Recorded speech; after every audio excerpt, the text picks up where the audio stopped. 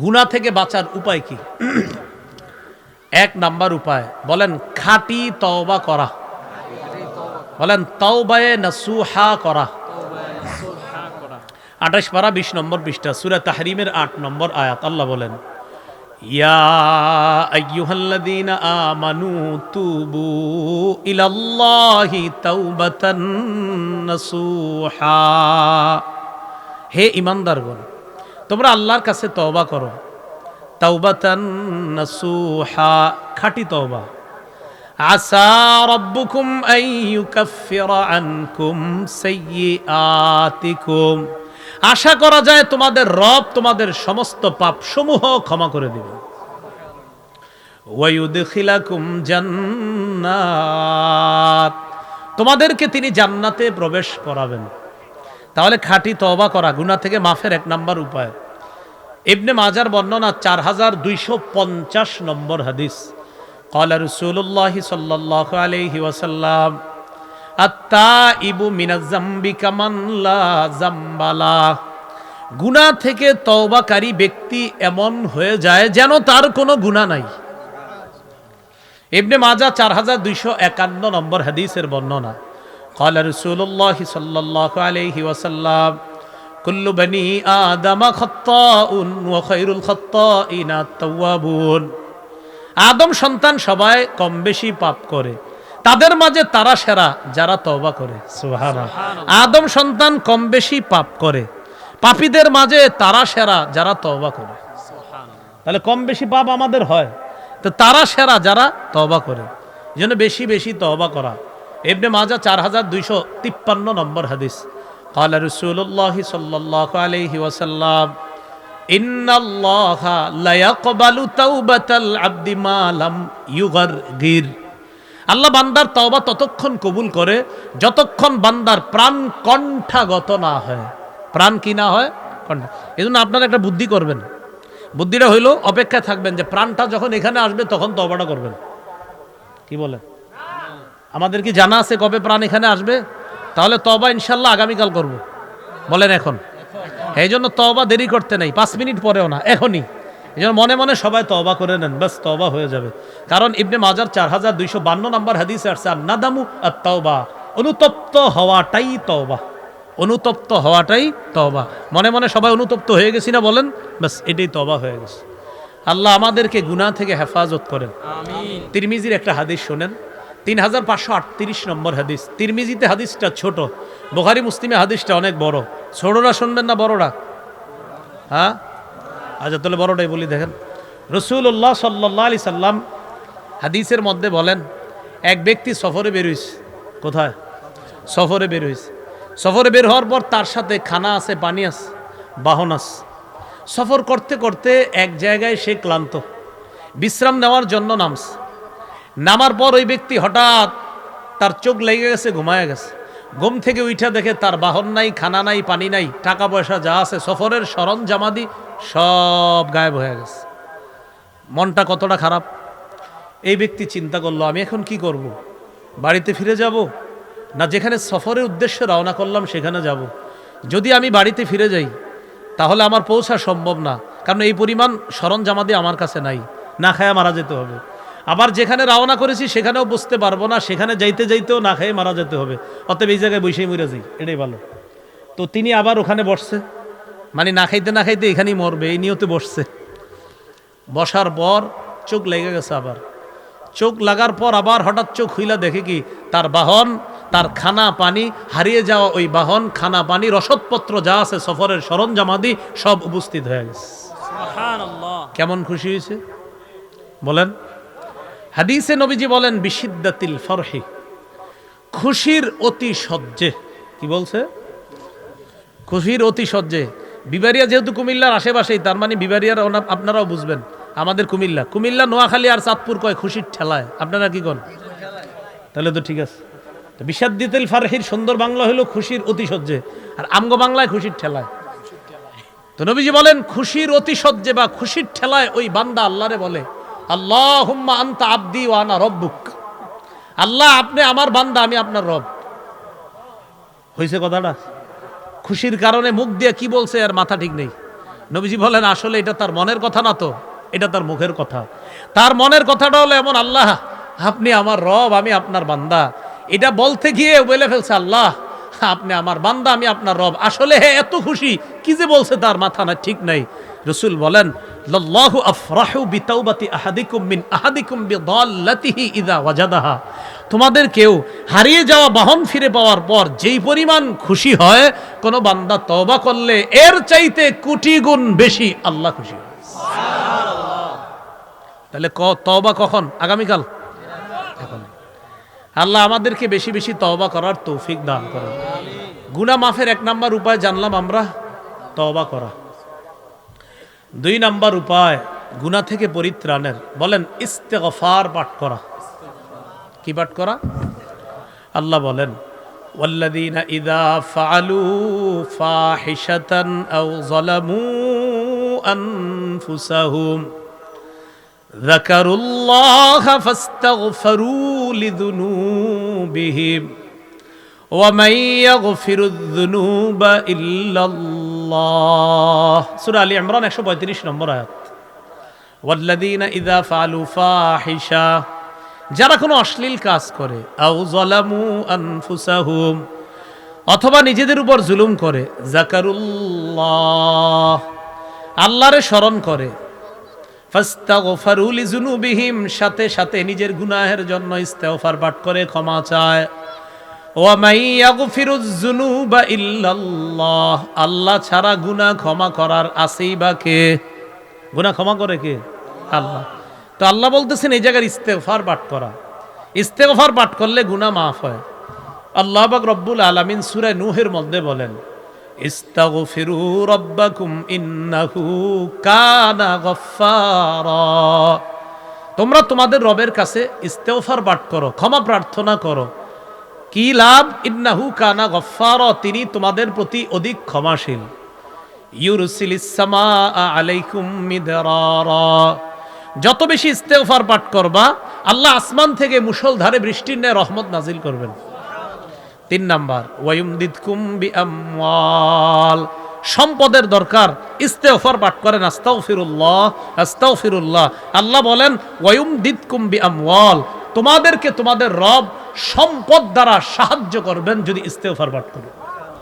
ওয়া বানিনা, সন্তান নাই, এখানে সেখানে না দৌড়াইয়া ইস্তেগফার পাঠ করেন। কি বললাম আবার বলেন? সন্তান না থাকলে এখানে সেখানে, আবার বলেন এখানে সেখানে, কিসের জন্য? সন্তানের জন্য। এখানে সেখানে না দৌড়াইয়া ইস্তেগফার পাঠ করেন। আল্লাহ বলেন ও বানিনা, তিনি তোমাদেরকে সন্তান দ্বারা সাহায্য করার ওয়াদা করেন। ইস্তেগফার পাঠ করলে ওয়াজআল লাকুম জান্নাত, যাদের ক্ষেত খামার দরকার, ফলের বাগান, ফুলের বাগান, ইস্তেগফার পাঠ করেন বেশি বেশি। আল্লাহ বলেন ফল ফুলের বাগান, তোমাদের ক্ষেত খামার দ্বারা আমি আল্লাহ তোমাদেরকে সাহায্য করার ওয়াদা করলাম। ওয়াজআল লাকুম আনহারা, আমাদের দেশের নদীগুলা মারা যাচ্ছে, আল্লাহ কয় ইস্তেগফার পাঠ করো, তোমাদেরকে নদী নালা খাল বিল দ্বারা আমি আল্লাহ সাহায্য করার ওয়াদা করলাম। আর কি? মাহফিল করার পর এখান থেকে যাওয়ার সময় যদি অটো না পান, কি না পান, চিন্তা করলেন কি করা যায়, এখন 1.5 কিলো হাঁটতে হবে, তো হাঁটাতে গেলে শক্তি খরচ হয় কিনা বলেন? এখন শক্তি যে খরচ হয় হাঁটতে গেলে, তখন কি করবেন? আল্লাহ কয় ইস্তেগফার পাঠ করো, কোরআনে আছে ইস্তাগফিরুহু, ইস্তেগফার পাঠ করো, ইয়াজিদকুম কুওয়াতান ইলা কুওয়াতিকুম, আল্লাহর কাছে ইস্তেগফার পাঠ করো আর তওবা করো, তোমাদের শরীরে যেই শক্তি, এই শক্তির সাথে আল্লাহ আরো শক্তি সঞ্চয় করে দিবেন। তাহলে অটো না পাইলে হাঁটতে শক্তির খরচ হয় কিনা? ইস্তেগফার পাঠ করবেন, শক্তির ঘাটতি আল্লাহ পূরণ করে দিবে। মহিলারা কাপড় ধৌত করতে করতে ক্লান্ত হওয়ার পর যখন রিমোটটা হাতে নিয়ে টেলিভিশনটা ছাড়ে, আপনি বলবেন টেলিভিশনটা ছাড়ার আগে ইস্তেগফার পাঠ করো। ইস্তেগফার পাঠ করলে এই কাপড় ধুইতে গিয়ে যে শক্তি খরচ হয়েছে, এই শক্তির ঘাটতি পূরণ আল্লাহ করে দিবেন। এটা কি শুধু সুবহানাল্লাহ সীমাবদ্ধ না, ঘরে গিয়েও বলবেন? হ্যাঁ। তাহলে গুনাহ মাফের 2 নাম্বার উপায় ইস্তেগফার পাঠ করা। বলেন গুনাহ মাফের 2 নাম্বার উপায় কি করা? ইস্তেগফার। আল্লাহ বেশি বেশি ইস্তেগফার পাঠ করার তৌফিক দান করেন। এখন আমরা সামান্য সময় মন থেকে কয়েকবার পড়ে নেই, চলেন আস্তাগফিরুল্লাহ আস্তাগফিরুল্লাহ আস্তাগফিরুল্লাহ আস্তাগফিরুল্লাহ। 4 বার বললাম। বিশ্বাস করেন আল্লাহ পাক রব্বুল আলামিন প্রতিবারে আমাদের কিছু না কিছু গুনাহ আল্লাহ ক্ষমা করে দিয়েছেন। সুবহানাল্লাহ। 3 নাম্বার, বলেন আমার সাথে, ক্ষমার আশায় ক্ষমার আশায় বারবার বারবার আল্লাহকে ডাকা। আল্লাহ মাফ করে দেন, আল্লাহ মাফ করে দেন, আল্লাহ মাফ করে দেন, এরকম বলা। ক্ষমার আশা আরবার, আল্লাহ মাফ করে দেন, আর আপনি মাফ করবেন এই আশা করি, আল্লাহ মাফ করে দেন, আল্লাহ আমার আশা আপনি ছাড়া মাফ করবেই বাকে, এরকম আশা। এই ক্ষমার আশায় বারবার ক্ষমা চাওয়া। তিরমিজির বর্ণনা 3540 নম্বর হাদিস। হাদিসে কুদসিতে আল্লাহ বলেন, ইয়াবনা আদম, হে আদম সন্তান, ইন্নাকা মা দাউতানি ওয়া রাজাউতানি গফারতু লাকা আলা মা কানা ফিকা ওয়ালা উবালি ওয়া ফি রিওয়ায়া আলা মিনকা ওয়ালা উবালি। হে আদম সন্তান, তুমি আমার কাছে ক্ষমার আশায় যতবার ক্ষমা চাও, আমি আল্লাহ ততক্ষণ তোমাকে ক্ষমা করতে থাকি। ক্ষমার আশায় যতক্ষণ ক্ষমা চাও, আমি ততক্ষণ ক্ষমা করি। ওয়ালা উবালি, এতে আমি আল্লাহ কারো পরোয়া করি না। তাহলে 3 নাম্বার, ক্ষমার আশায় বারবার ক্ষমা চাওয়া। মনে থাকবেন ইনশাআল্লাহ। 4 নাম্বার, বলেন নবীজির আনুগত্য করা।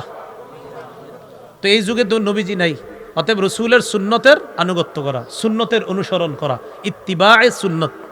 সূরা আলী ইমরানের 31 নম্বর আয়াতে আল্লাহ বলেন, কুল ইন কুনতুম তুহিব্বুনাল্লাহ ফাত্তাবিউনি ইউহিব্বুকুমুল্লাহ ওয়া ইয়াগফির লাকুম যুনুবাকুম।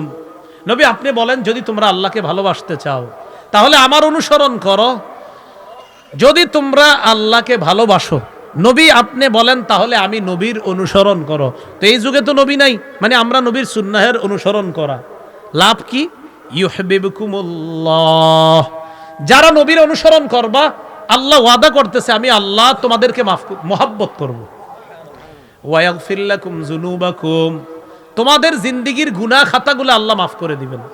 দেখেন আল্লাহ কি বলতেছে, নবী আপনি বলেন, যদি আল্লাহকে ভালোবাসো আমার অনুসরণ করো। লাভ, এতে আল্লাহ তোমাদেরকে ভালোবাসবে আর তোমাদের গুনাহগুলো আল্লাহ ক্ষমা করে দিবেন। 5 নাম্বার, বলেন আজান দেওয়া। কি দেওয়া? আজান দেওয়া। বলেন বিশুদ্ধ উচ্চারণে আজান শিখে আমরা সবাই মসজিদে আজান দেওয়ার চেষ্টা করবো ইনশাআল্লাহ। তাহলে মুয়াজ্জিন সাহেব যে আজান দেয়, মাঝে মাঝে আজান শুদ্ধ করে মুয়াজ্জিন সাহেব গিয়ে বলবেন, আমার একটু চান দেন, আমি একটু আজান দিই। আবু দাউদের বর্ণনা 516 নম্বর হাদিস। এই হাদিসের মধ্যে আসছে রাসূল সাল্লাল্লাহু আলাইহি সাল্লাম বলেন, আল মুআজ্জিনু ইউগফারু লাহু মাদা সাউতিহি।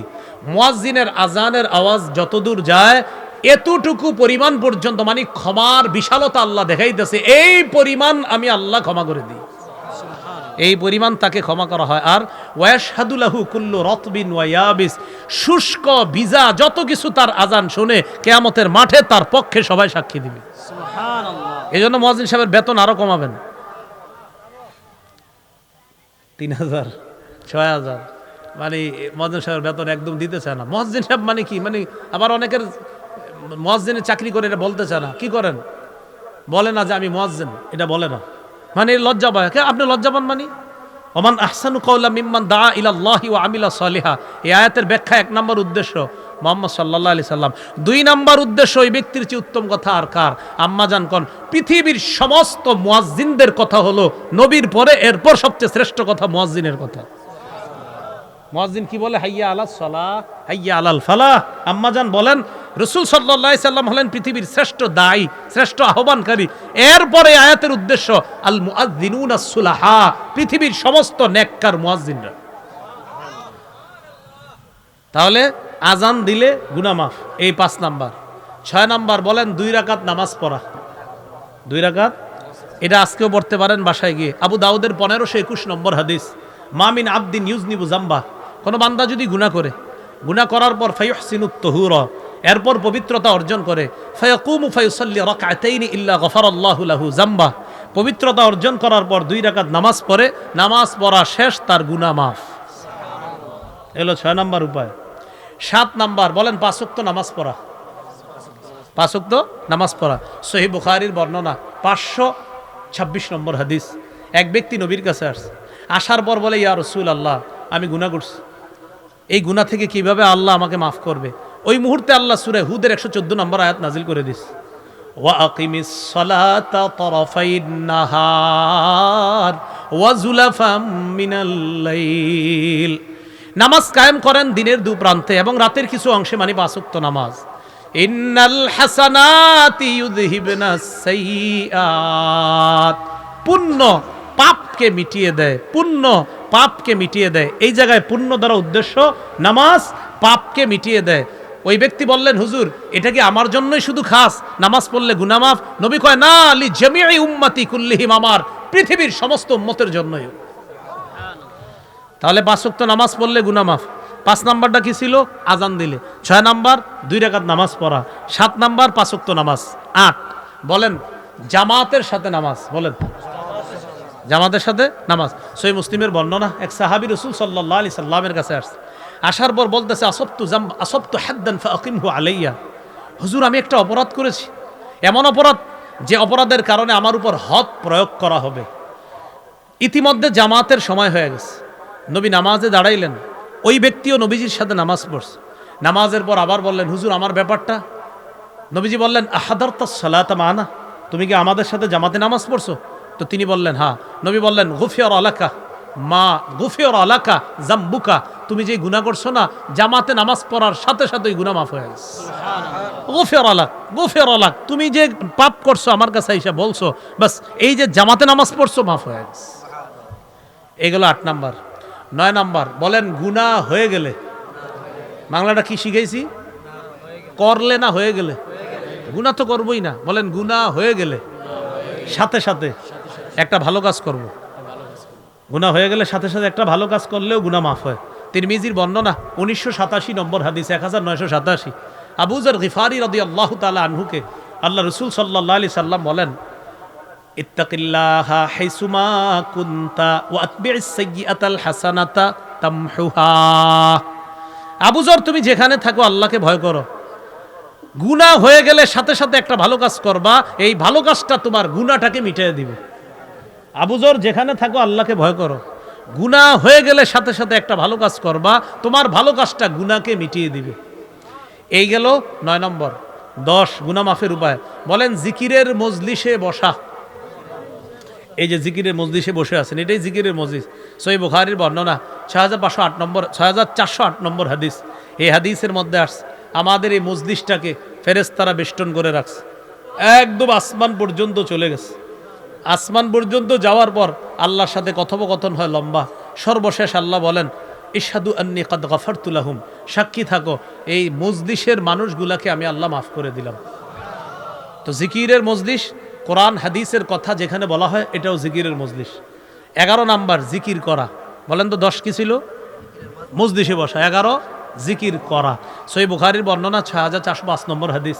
এই হাদিসে আসছে, মান ক্বালা ফিল ইয়াউমি, যে ব্যক্তি একদিনে বলে মিয়াতা মাররা 100 বার সুবহানাল্লাহি ওয়া বিহামদি, যে ব্যক্তি দিনে 100 বার বলে সুবহানাল্লাহি ওয়া বিহামদি, হুত্তাত খাতায়া ওয়া ইন কানাত মিসলা জাবাদিল বাহরি, সমুদ্রের ফেনা পরিমাণ গুনাহ থাকলেও মাফ।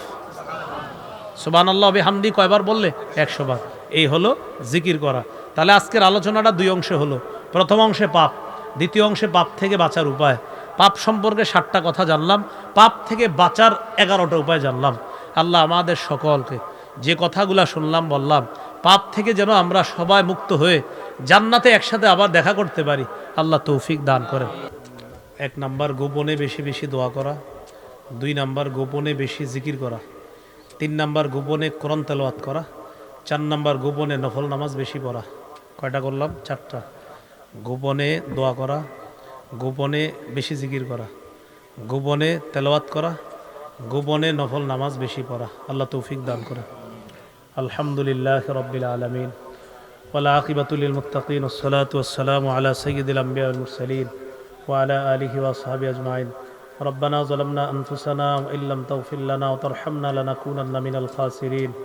রব্বিরহামহুমা কামা রাব্বায়ানি সগীরা, রব্বিরহামহুমা কামা রাব্বায়ানি সগীরা। মাবুদ মেহেরবান মাওলা, আল্লাহ আমার আগ পর্যন্ত যারা আলোচনা করেছে মাওলা, আল্লাহ কত ভালো ভালো মানুষরা কথা বলেছে মাওলা। আল্লামা শায়েখ সজিদুর রহমান হাফিজাহুল্লাহ, সুলতানুল ওয়াইজিন মাওলানা খালিদ সৈফুল্লাহ ইউবি হাফিজাহুল্লাহ, ইউসুফ বিন ইকবাল ভাই সহ আল্লাহ উলামায়ে কেরাম আলোচনা করেছেন মাওলা। আল্লাহ তাদের পরে আমি কিছু কথা বলেছি মাওলা, তাদের ভালো কথাগুলোর সাথে আমার কথাগুলো আপনি কবুল করে নেন। আল্লাহ ভুল যে কথাগুলো মুখ দিয়ে বের হয় এগুলার জন্য তো আমিই দায়ী। মেহেরবানি করে আমাকে আপনি মাফ করে দেন আল্লাহ। কথা বলতে গেলে অনেক সময় অনেক ভুল ভ্রান্তি হয়ে যায় মাওলা। আল্লাহ এই কথাগুলো যখন মনে পড়ে মাবুদ অনেক অনুতপ্ত হই।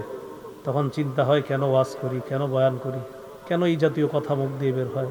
আল্লাহ মেহেরবানি করে মুখ দিয়ে উল্টাপাল্টা কথাবার্তা বলা শোনা থেকে আমাদেরকে হেফাজত করেন আমিন। আল্লাহ। আমাদের জবান, আমাদের কান, আমাদের অঙ্গ প্রত্যঙ্গগুলোকে গুনাহ থেকে যেন হেফাজত রাখতে পারি তৌফিক দান করেন। অনর্থক মজলিস, অনর্থক কথাবার্তা থেকে আমাদেরকে হেফাজত করেন আল্লাহ। আমাদেরকে মাফ করে দেন আল্লাহ, আমাদেরকে মাফ করে দেন। ইসলাহি মাহফিল, ইসলাহ অর্থ সংশোধন করা। আল্লাহ আমারও দাওয়াত দেওয়া হয়েছে, কি সংশোধন করব? নিজেরই তো সংশোধনের প্রয়োজন মাওলা। আল্লাহ আমার আগে যারা কথা বলেছে ইসলাহি আলোচনা অনেকে করেছে মাওলা, মেহেরবানি করে ওই কথাগুলোর আলোকে যেন আমাদের কলবগুলো আমরা সংশোধন করে নিতে পারি তৌফিক দান করেন আল্লাহ। আমাদেরকে আপনি মাফ করে দেন আল্লাহ। জামিয়া মাদানিয়া এই প্রতিষ্ঠানটি আপনি কবুল করে নেন। যেই ছাত্ররা আজকে পাগড়ি নিয়েছে, হাফেজে কোরআন হয়েছে মাওলা, আপনার কাছে ফরিয়াদ আল্লাহ তাদেরকে রব্বানি আলেম হিসাবে আপনি কবুল করেন আল্লাহ। আমাদের দোয়া আপনি কবুল করে নেন। এলাকার উলামা, তুলাবা, সুলাহা, আওয়াম, আইম্মে মাসাজিদ, মুহতামিমিন মাদারিস, সর্বস্তরের উলামা, তুলাবা, সর্বস্তরের জনগণ উপস্থিত হয়েছে মাওলা। আল্লাহ আপনার কাছে আমার বিশেষ আবদার, আমাদের সকলকে আবার জান্নাতে দেখা করায়া দিয়েন আল্লাহ। এই আরজিটা আপনি কবুল করে নেন। মুসাফির মানুষ ঢাকার উদ্দেশ্যে রওনা করব, সহি সালেমে নিরাপদে গন্তব্যে পৌঁছায়া দিয়েন আল্লাহ। এই মজলিস আপনি কবুল করে নেন আল্লাহ। যারা অর্থ, শ্রম, পরামর্শ, মেধা দিয়ে আজকে সহযোগিতা করেছে এবং প্রতি মাসে তাদের ইসলাহি মাহফিলে যারা মহব্বতের সাথে অংশগ্রহণ করে সকলকে আপনি কবুল করে নেন। সাল্লাল্লাহু তাআলা আলা খাইরি খালকিহি মুহাম্মদ ওয়া আলা আলিহি ওয়া আসহাবিহি আজমাইন। সুবহানা রাব্বিকা রাব্বিল ইজ্জাতি আম্মা ইয়াসিফুন, সালামুন আলাল মুরসালিন, আলহামদুলিল্লাহি রাব্বিল আলামিন।